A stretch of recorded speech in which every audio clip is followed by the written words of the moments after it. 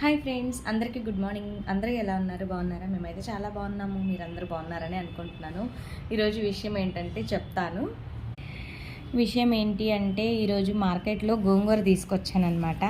గోంగూర ఇంత కొంచెమే వచ్చింది, 40 రూపీస్. ఈ గోంగూర 40 రూపీస్ అంటే మీరందరూ నమ్ముతారా? గట్టిగా పట్టుకుంటే 2 గుప్పెళ్ళు కూడా కాదు. ఇదిగోండి, ఇది ఒక గుప్పెడ పట్టుకున్నాను.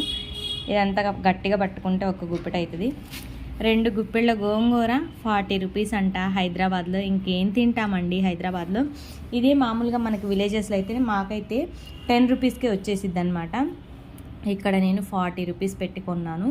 అంటే 30 రూపీస్ ఎక్స్ట్రా పెట్టి కొనేసాను అనమాట.